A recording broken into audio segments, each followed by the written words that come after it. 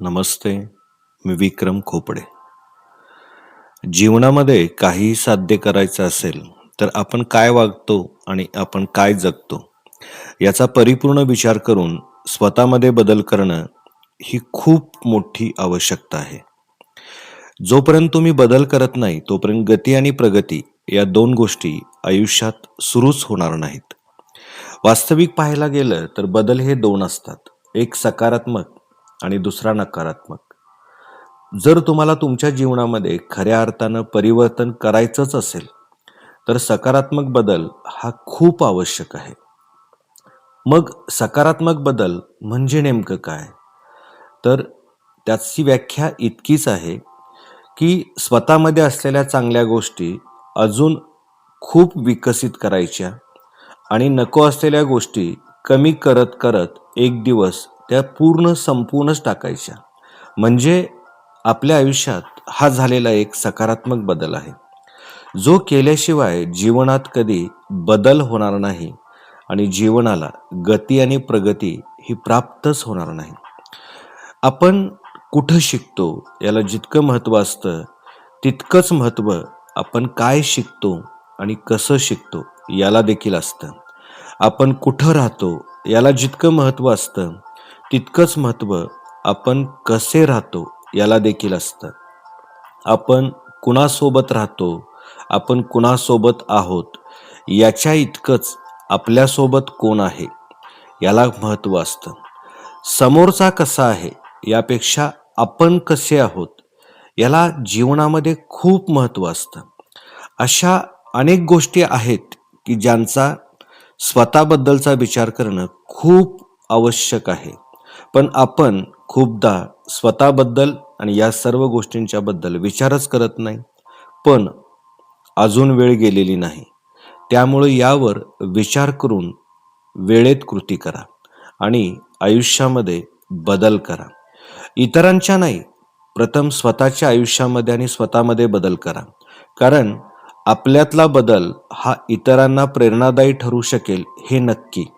पण इतरांना बदलायचा प्रयत्न केलात तर तो त्यांच्यासाठी केवळ फक्त एक सल्ला असेल आणि स्वतःला बदलणे हे इतरांच्या बदलाचे प्रेरणास्थान असेल.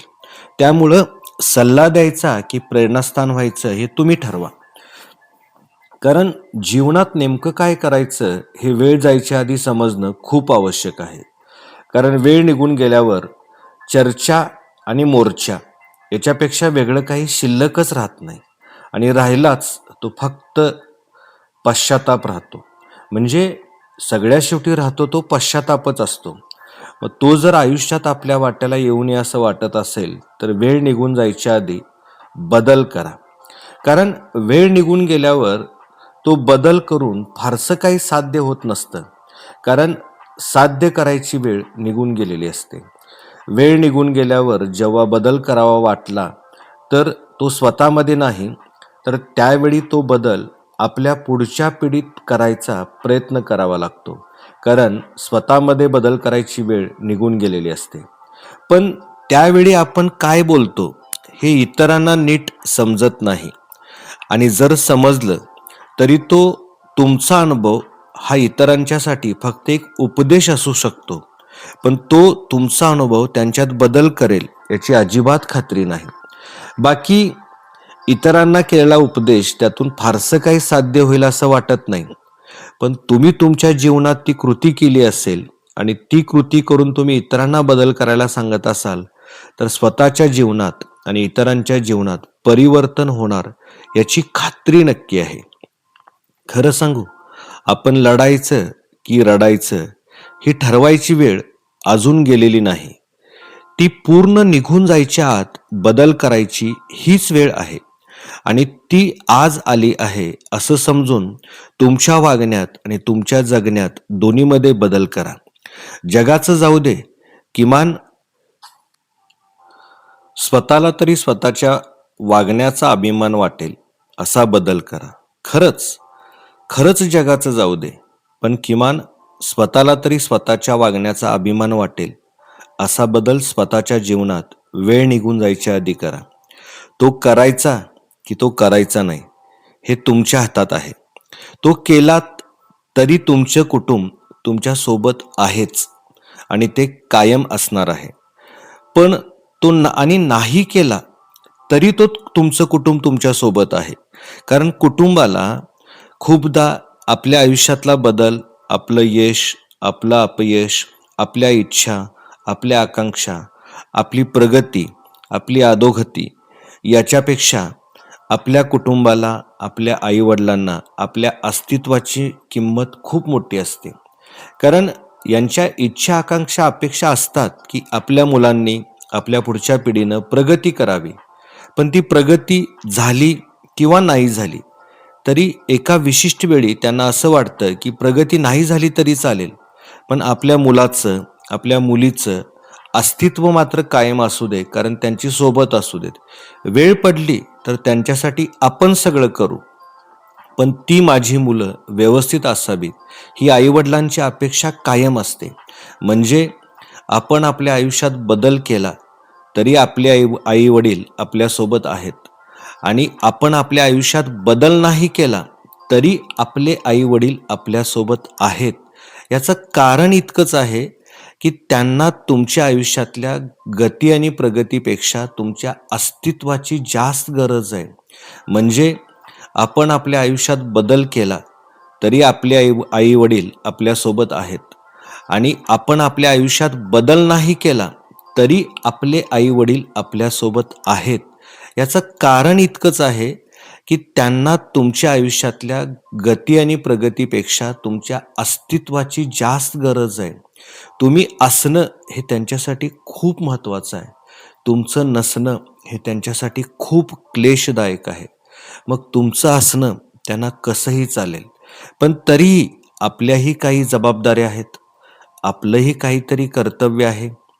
त्यांना सुख द्यायचं की दुःख द्यायचं हे आपल्या हातात आहे. आपण आपल्या आई-वडिलांसोबत असणारच आहोत आणि आपले आई-वडील आपल्यासोबत कायमच असणार आहेत. फक्त सोबत असताना एक फरक असेल, तो म्हणजे आपण जर आपल्या आयुष्यात सकारात्मक बदल करायचं ठरवलं आणि त्या बदलाचा प्रयत्न जर केला, तर यश येऊ देत किंवा अपयश येऊ देत, किमान आपल्या आयुष्यात आपण केलेला प्रयत्न बघून आपले आईबाप इतकं तरी समाधानी नक्की राहतील, की ते एक स्वाभिमानी आईबाप म्हणून आयुष्यभर जगतील. पण खरंच सांगू, नेमकं काय करायचं हे तुम्ही ठरवा आणि त्यांच्या वाट्याला एक स्वाभिमानी आई-बाप म्हणून जगणं द्यायचं, की नातं आणि जबाबदारीत अडकून शांत राहिलेले आई-बाप म्हणून बघायचं, हे खरंच एकदा विचार करा. कारण आई-बाप कधी-कधी कर्तव्यामध्ये अडकून हतबल होतात आणि अपेक्षा सोडून देतात आपल्या मुलांच्याकडून. जर आपल्या आईवडिलांना हतबल झालेलं बघायचं नसेल आणि त्यांच्या चेहऱ्यावरचं समाधान आणि शांतता शोधायची असेल आणि तृप्ती या शब्दाचा नेमका अर्थ काय, हा जर समजून घ्यायचा असेल, तर आपल्या आयुष्यात बदल खूप आवश्यक आहे. मग तो बदल करून फक्त समाधान आईवडिलांनाच मिळतं असं नाही. कदाचित आपल्या बदलामुळं आपल्या आयुष्यात आईवडिलांना समाधान मिळेल, आपल्या बहिणीला समाधान मिळेल, आपल्या भावाला देखील समाधान मिळेल, तुमच्या पतीला देखील समाधान मिळेल, तुमच्या पत्नीला देखील समाधान मिळेल, तुमच्या मुलांना देखील समाधान मिळेल. कारण बदल हा माणसात करायचा आहे. माणूस कधीतरी आई असेल, कधीतरी बाप असेल, कधीतरी मुलगा असेल, कधीतरी मुलगी असेल, कधीतरी पती असेल, कधीतरी पत्नी असेल, कधीतरी अजून कुठलंही नातं असेल. मग तो मित्र देखील असेल, मैत्रीण देखील असेल. नातं कोणतं माहीत नाही, पण आपल्या आयुष्यात असणाऱ्या नात्यांना खरंच समजून घ्यायचं असेल आणि त्यांना आनंद द्यायचा असेल, तर बदल ही खरंच काळाची आणि वेळेची खूप मोठी गरज आहे. आणि सकारात्मक बदल हा आपल्या जगण्याचा एक मूल मंत्र आहे. त्यामुळं गती आणि प्रगती या प्रवासाकडे जर जायचं असेल, तर आयुष्यामध्ये बदल करा आणि तो सकारात्मक करा. धन्यवाद.